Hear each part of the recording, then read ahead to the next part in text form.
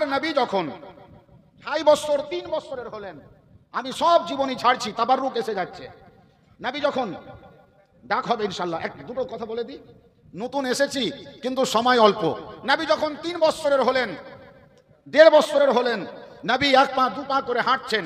আমার মা বোনেরা একটু শুনবেন, নবী আমার 1 পা 2 পা করে হাঁটছেন। বাপ আমার একটু আমার দিকে লক্ষ্য দিবেন, নবী 1 পা 2 পা করে নবী হাঁটছেন।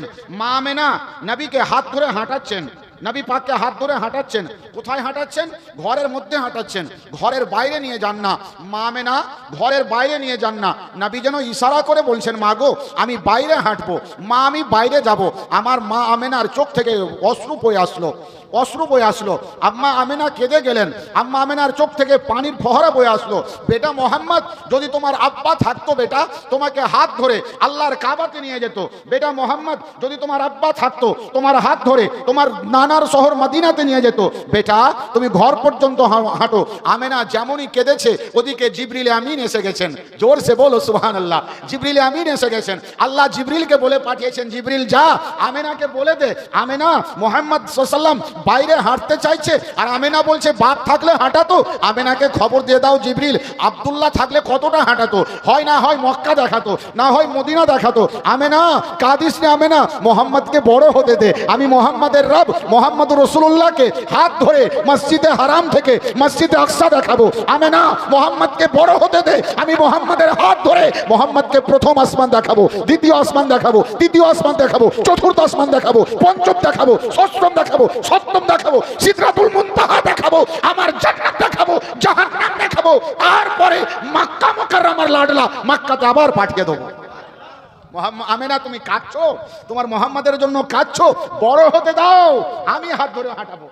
যার জন্য কোরআন বলেছে সুবহানাল্লাযী আসরা বিআবদিহি, আল্লাহ বলছেন সুবহান, पाक है वो जात जिसने अपने नबी को सैर कराया। किसने सैर कराया? ना जिब्रील ने, ना मिकाइल ने, ना इसराफिल ने, कोई नहीं। सुबहानल्लाजी असरा बिअब्दिही, सैर করাছেন রব। अब আল্লাহ জান্নাত দেখালেন, সপ্তম আসমান দেখালেন। দেখানোর পর নবী আর আল্লাহ একা, আর কেউ নাই। জোরে বলো সুবহানাল্লাহ। নবী আর আল্লাহ কেউ নাই, লা মাকাতে নবী আর আল্লাহ কেউ নাই। আমার নবীকে আল্লাহ জিজ্ঞাসা করেন, হাবিব এখানে কেউ নাই, বলো তুমি গোপনে কি চাও? গোপনে বন্ধু বন্ধু মিলেছে, হাবিব হাবিবে মিলেছে, হাবিব মাহবুবে মিলেছে। হাবিব এখানে কেউ নাই, বলো তুমি গোপনে কি চাও? হাবিব বলো না গোপনে কি চাও। দেখবেন বন্ধু যখন একাকী হয়ে যায় বলে না, বল কি চাস, কি চাস। এক বন্ধু যদি অনেক কিছু বলা হয়, বলে নিজের বন্ধুকে কি চাস। আল্লাহ বলছেন হাবিব কেউ নাই, কেউ শুনবে না, আমি আর তুমি। হাবিব বল কি চাও। তো নবী আমার বলছেন, আল্লাহ তোমার কাছে যদি চাইবো আর তুমি যদি দেবে, আল্লাহ কিয়ামতের মাঠে বদকারকে আমাকে দিয়ে দিও, নেককারকে তুমি নিয়ে নিও। মওলা নেককারকে তুমি নিয়ে নিও, বদকারকে আমাকে দিয়ে দিও। আমার নবী বলছেন, আল্লাহ কিয়ামতের মাঠটা কেমন হবে বাপ, একটু 5 মিনিট, বেশি নয়। হযরত বলেছেন 5 মিনিট, আমি 5 মিনিটেই শেষ করব। আল্লাহ বলছেন, আল্লাহ রাসূল বলছেন, আল্লাহ কিয়ামতের মাঠটা কেমন হবে? আল্লাহ বলছেন, হাবিব আমার একদিকে কি দ্বারা হবে, ওই দেখো উঁচু জায়গাটা যেটার নাম মাকামে মাহমুদ, ওই উঁচু ঢিপটা, ওখানে একটা কিদারা হবে। হাবিব ওটা তোমার জন্য হবে, আর আমার জন্য আমার আরশ হবে, তোমার জন্য মাকামে মাহমুদ হবে। হাবিব তুমি মাকামে মাহমুদে বসবে, আমি নিজের আরশে মোবারকায় বসবো, বসে तमाम বান্দার হিসাব হবে। আমার নবী বলেন, আল্লাহ এই মাওলা তোমার ডান দিকে কি হবে? বলে আমার ডান দিকে জান্নাত হবে। জাহান্নামটা কোন দিকে হবে? বলে বাম দিকে হবে। 70,000 শিকলে বেঁধে জাহান্নামকে আনা হবে। ওই সময় জাহান্নাম শিকলকে কেটে দিয়ে গর্জন মারবে, জাহান্নাম শিকলকে কেটে দিয়ে গর্জন মারবে। আয় আমার হাবিব ওই সময় ফেরেশতাদের সর্দার জিবরিলে আমিন আমার আরশের পিলার ধরে বসে, আমার আরশের খুঁটি ধরে বসে বলবে, রব্বে সাল্লিম রব্বে সাল্লিম। ফেরেশতাদের সর্দার বলবে, আল্লাহ তুই আমাকে বাঁচা, আল্লাহ তুই আমাকে বাঁচা। এ আমার হাবিব শোনো, মুসা কালিম বলবে, লা আসআলুকাল উখতি ওয়া আম্মি, মাওলা আজকে আমি আমার বোনকে নয়, আমার মাকে নয়, মাওলা তুই আমাকে বাঁচা। কিয়ামতের দিন সবাই নফসি নফসি করবে, মাহবুব তোমার আলাম কি হবে? আমার মাহবুব বলছেন, আল্লাহর হাবিব বলছেন, মাওলা মুসা কালিম বলবে, লা আসআলুকাল উম্মি ওয়া উখতি, চাইবে না বোনকে মাকে? হাম জিবরিল বলবে, রব্বে সাল্লিম, বলে হ্যাঁ, বলে আমি বলবো রব্বে হাবলি উম্মতি। রব্বে হাবলি উম্মতি, আমার বল হবে রব্বে হাবলি উম্মতি। বলে হাবিব তুমি মাকামে মাহমুদে বসবে। আমার নবী বলেন আল্লাহ আমি মাকামে মাহমুদে বসবো না। রব বলবে হাবিব তুমি বসবে, নবী বলবেন বসবো না। আল্লাহ বলবেন হাবিব তুমি মাকামে মাহমুদে বসবে, মুস্তাফা বলবেন বসবো না। রব বলবেন হাবিব বসবে না তো বসবে না কেন? হাবিব তুমি বসবে না কেন? বলে মাওলা আমি যদি মাকামে মাহমুদে বসে যাই আমার প্যাসা উম্মতকে কাউসার কে পান করাবে?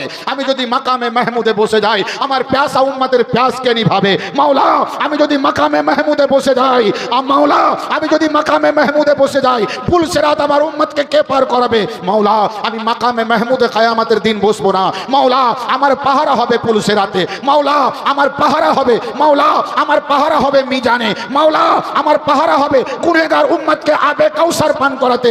মাওলা तमाम নবী নফসি নফসি রেটবে, মাওলা আমি আমার গুনাহগার উম্মতকে কাউসার পান করাতে থাকবো।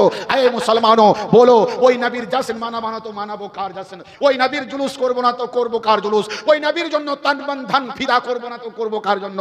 যে নবী মাকামে মাহমুদে নিজেকে নয়, নিজের ফাতেমাকে নয়, নিজের আলীকে নয়, নিজের হাসনাইনকে নয়, নিজের হুসাইনকে নয়, নিজের সিদ্দিককে নয়, নিজের ওমরকে নয়, নিজের উসমানকে নয়, নিজের তালহাকে নয়, নিজের বেলালকে নয়, নবী কিয়ামতের ময়দানে রবকে বলছেন রব বেলালকে তুমি নিয়ে নাও, বদকারকে দিয়ে নাও।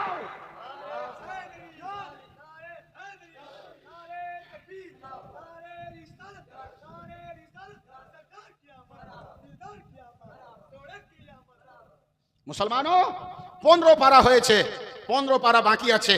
আমি বললাম যে নবী কিয়ামতের ময়দানে উম্মত করবেন, যে নবী চেয়ার পাওয়ার পরেও চেয়ারে বসবে না।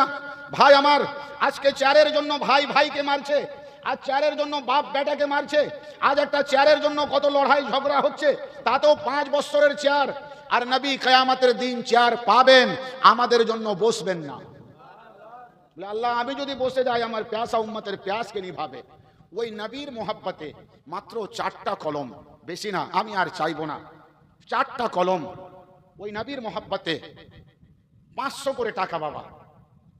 15 পারা এদিকে হয়েছে, 15 পারা এখনো বাকি রয়েছে। মাশাআল্লাহ জাযাকাল্লাহ বারাকাল্লাহু তাআলা। আছেন কেউ নবীর মোহাব্বতে 500 টাকা দিবেন? সুবহানাল্লাহ। আমি শুনেছি গড়িয়ানগরের অনেক তারিফ।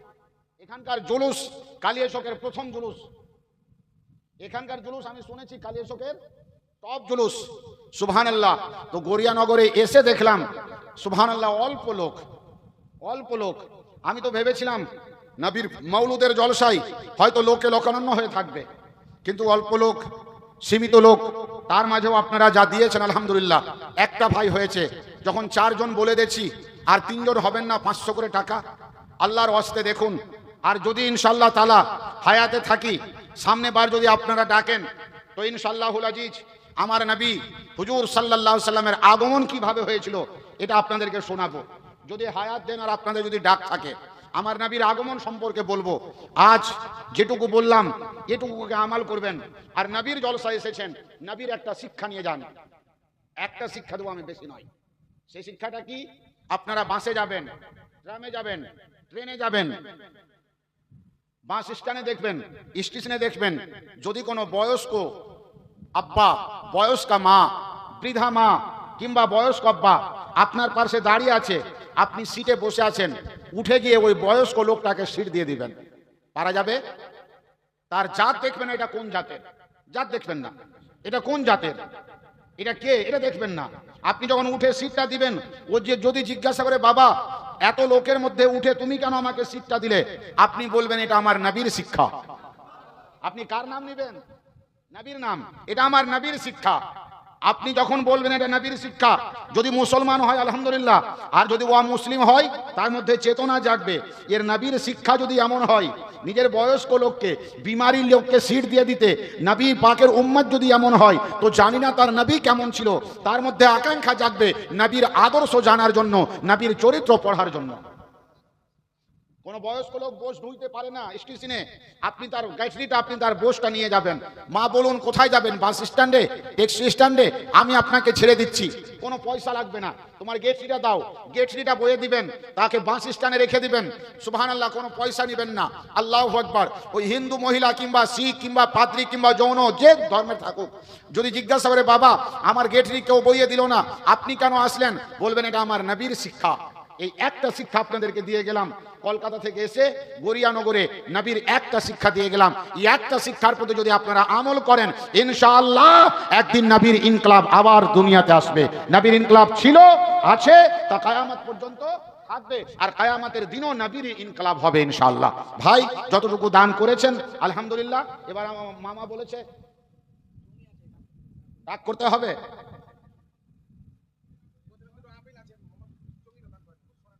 সোনা আছে, সুবহানাল্লাহ।